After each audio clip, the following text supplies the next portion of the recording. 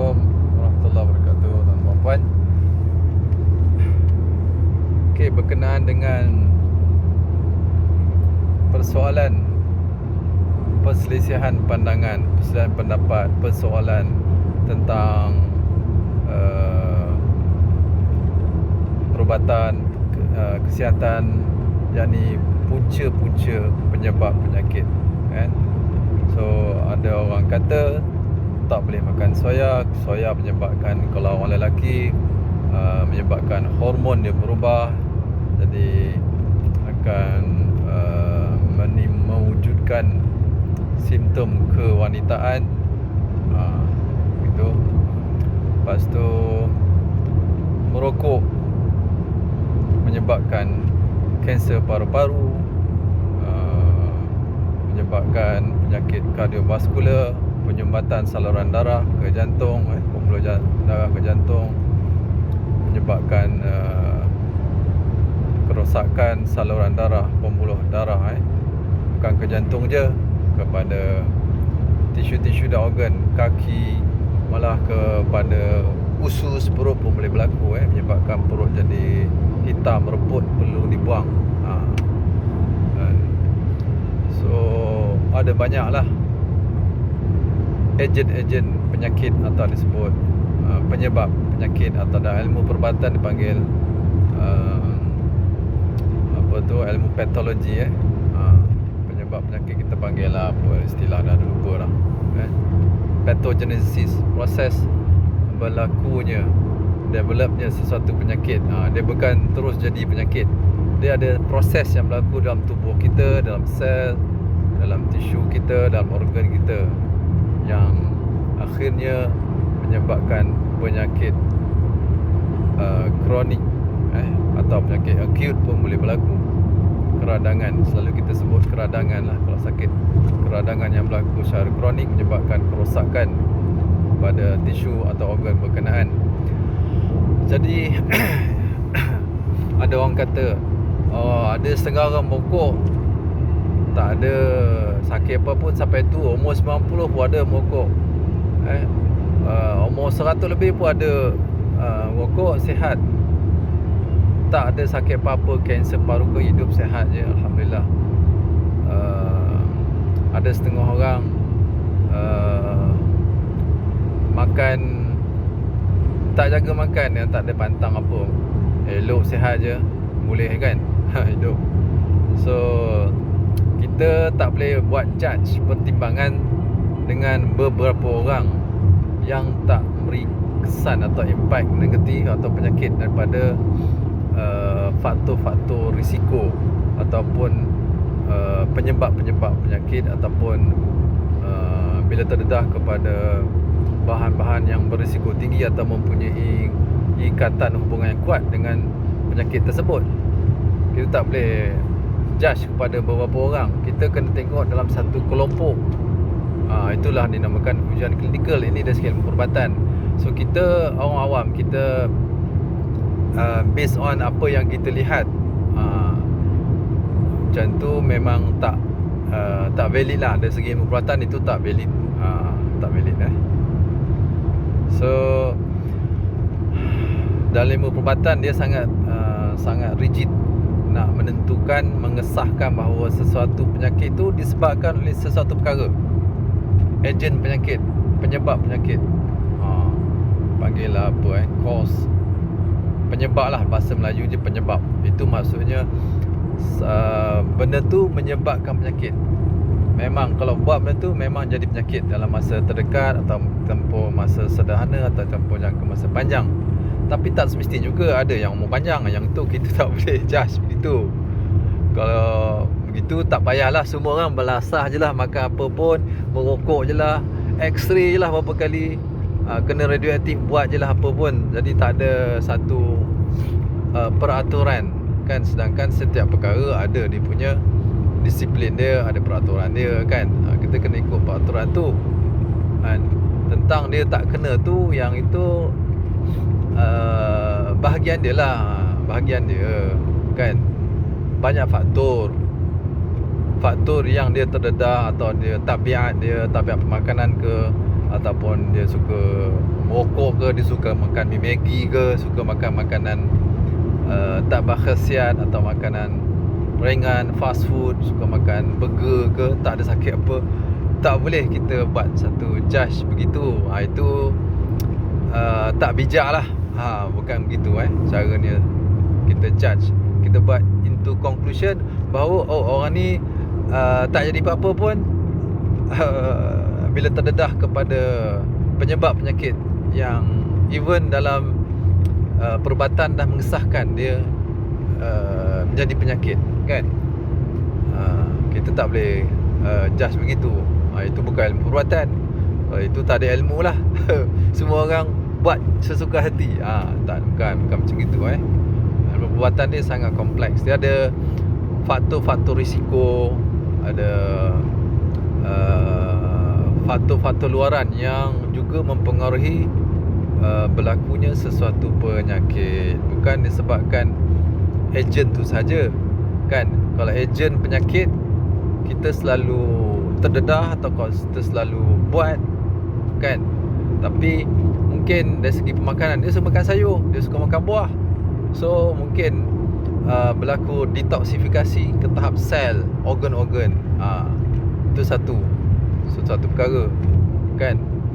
Kita tengok dia suka makan mi Maggi, suka makan benda-benda yang tak elok, tapi dia ada benda yang dia kita tak tahu apa benda yang dia buat selain benda tu. Ada satu orang kawan saya, dia merokok secara heavy daripada dia belajar lagi, daripada muda lagi lah, masa belajar di universiti ke belasan tahun saya tak tahu, tapi dah lama, puluhan tahun. Umur dia sekarang dah hampir 60, hampir 60 ke dah 60. Tapi bila check dekat doktor, check paru-paru dia, x-ray, clean, paru-paru dia clean.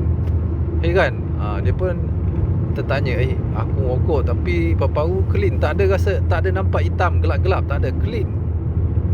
Lepas tu kita tanyalah, macam mana, apa yang awak amal? Dia kata, saya tak tahu. Dia kata dia banyak baca Quran. Itu dia kata banyak baca Quran. Boleh jadilah, kan? Boleh jadi juga.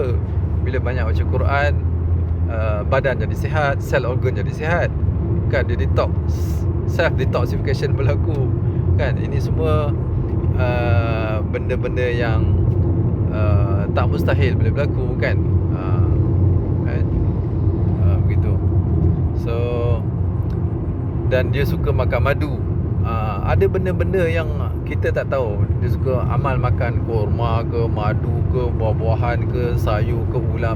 Itu memberi kesan juga kepada tubuh dia. Dia boleh mengurangkan kesan mudarat, adverse effect daripada benda-benda mudarat yang dia ambil atau dia terdedah. Begitu. Macam soya, kan? Banyak orang ada argument macam soya ni tak strong, dia punya ejen penyakit menyebabkan, dikatakan soya, kalau perempuan makan soya menyebabkan kanser ketumbuhan, kan? Tapi banyak orang makan okey je, sebab dia bukan satu ejen yang strong, kan? Macam kalau kita makan racun terus sakit perut, ataupun makan racun terus mati. Kena patuk ular, terus mati. Tapi ada juga yang tak mati, kan? Patuk ular. So itu apa orang kata, so begitu cara kita nak judge. Kita tak base dari segi disiplin ilmu perubatan moden atau perubatan tibbun nabawi, ilmu perubatan alami, naturopathic medicine ke homeopati, semuanya ada dia punya teori dia, ada prinsip dia, asas dia. Asas tu kena ikut, kan? Kalau kita nak kesihatan ataupun untuk merawat penyakit, begitu. Kita tak boleh judge kepada satu orang yang kita tengok orang ni buat ni tak ada apa pun, habis ada setengah orang kena patuk ular pun tak mati, kebanyakan mati, tapi ada satu orang tak mati. So nak cakap macam mana? Belum sampai ajal. Kita sebut macam tu je lah. Itu semua makhluk Allah SWT juga. Ejen penyakit tu makhluk Allah SWT juga. Allah SWT izin dia mati, dia tak matilah, kan? Itu kita dari segi ini. Tapi dari segi untuk quality of life, kesihatan, kita ikutlah kan. Yang mana yang ada fakta. Tapi kalau lebih-lebih sangat kan, sampai semua benda tak boleh makan, tak boleh nak buat apa pun tak, tanpa ada fakta yang kukuh kan. Mesti ada fakta. Macam kami, rujukan kami yang pertama adalah berdasarkan kepada sunnah Nabi lah, hadis ada disebut, ataupun daripada sahabat-sahabat, perkataan sahabat radhiyallahu anhum ajma'in, ataupun perkataan daripada imam-imam, ulama-ulama besar zaman dahulu. Masya-Allah, dia orang ada ilmu tinggi. Kita guna pakai tu daripada pemerhatian orang tua-tua kita dulu pun. Dia bukan cakap sebarangan, ada bukti pengalaman dia. Pengalamannya. Lepas tu kita boleh explain secara ilmu perubatan, sains, dari segi sains. Kita boleh kaitkan dengan amalan tabiat pemakanan gitu, boleh menyebabkan begini, sama ada menyebabkan mudarat ataupun lebih untuk menjaga kesihatan. So semua tu ada dia punya asas. Bukan kita nak tolak bulat-bulat, tak. Ada asas dia, ada asas. Yang tak ada asas, itu kita seharusnya menolak lah kan. Kalau dah melampau-lampau sangat pun kita tak bagus juga kan. Semuanya tak boleh makan, payah juga kan. Begitu. Tentang soya, saya nak kupas tentang soya ni. Sebab itu ada jurnal, ada jurnal, saya pernah baca jurnal kajian terhadap bayi lelaki yang diberi makan soya. Saya tak ingat sama ada susu soya bayi ataupun masa dia dalam kandungan ibu dia yang ambil soya, kan. Saya rasa masa peringkat bayi kot dan kanak-kanak ke, saya tak ingat, saya kena check balik jurnal tu. Tapi memang ada relationship, hubungan yang positif bahawa soya boleh menyebabkan kanak-kanak lelaki berubah kepada sifat lebih cenderung pada sifat kewanitaan. Bukan 100%, ada certain percentage, tapi persen dia signifikan, maknanya lebih pada 50% lah. Saya tak ingat lah, kena check balik. Nak baca data perubatan ni sangat pening kan. Berapa persen, 70%, 80%, 90% yang menyebabkan gangguan organ jantina kepada lelaki. Dia berubah, sifat kelakian dia berkurang, sifat kewanitaan dia bertambah. Itu memang ada jurnal, saya ada baca. Tapi tak semestinya semua orang, kalau kita tengok kan. Dan berapa banyak dia makan, setiap hari ke dia makan, begitu. Alright. Itu dari segi soya. Dia tak strong sangat. Cuba, tapi ada relationship, ada berisiko, boleh menyebabkan. Kita tak kata 100% jadi, bukan macam gitu. Alright. Ini dari segi ilmu perubatan. Sama juga dengan makan mi Maggi kan.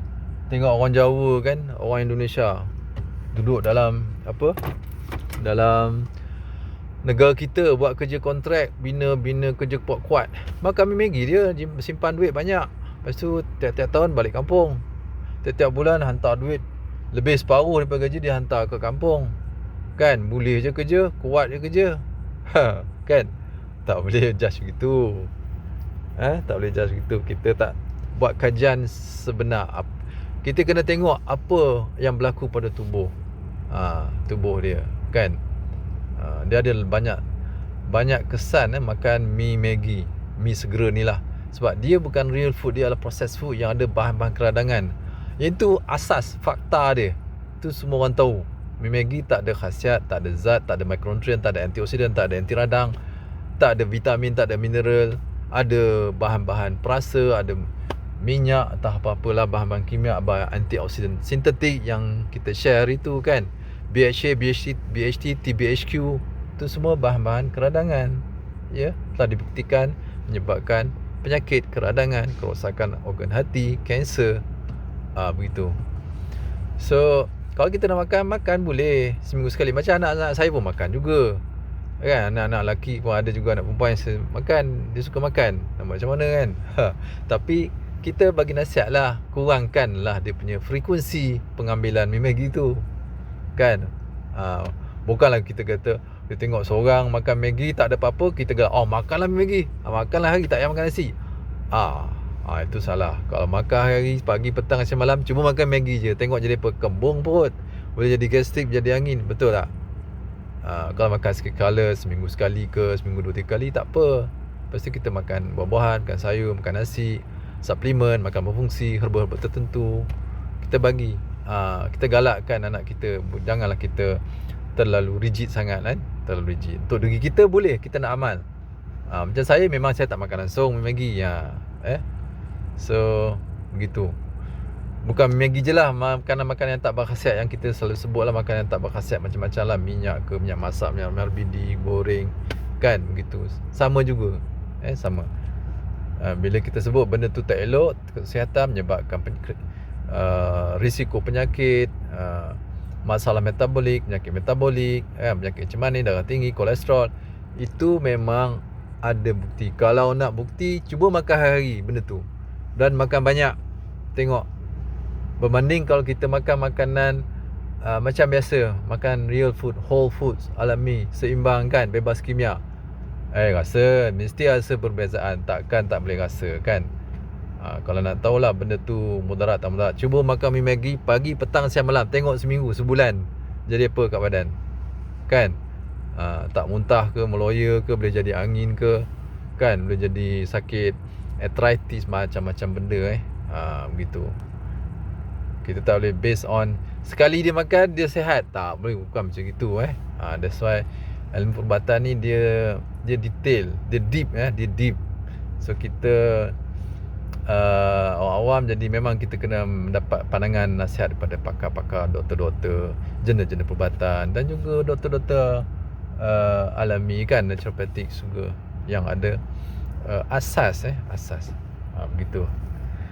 So sama juga dengan herba. Ada herba yang boleh memberi kesan sampingan kalau berlebihan kan. Ubat-ubatan moden juga, ubat hospital, semua benda ada. Walaupun benda tu bagi manfaat sihat pada kita, kalau berlebihan dia pun jadi mudarat, menjadi toksik pada tubuh kita, menjadi mudarat. Setiap benda ada dia punya had dia, limit dia.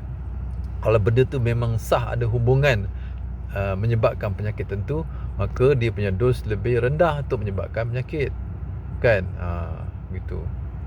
Kalau makanan sihat, lebih tolerable lah dos dia. Kita makan hari-hari pun tak apa kan. Tapi ikut keperluan tubuh kita lah. Macam kita makan nasi pun boleh jadi penyakit. Kalau berlebihan 2-3 pinggan sehari, makan hari-hari macam tu, tak jadi penyakit kan.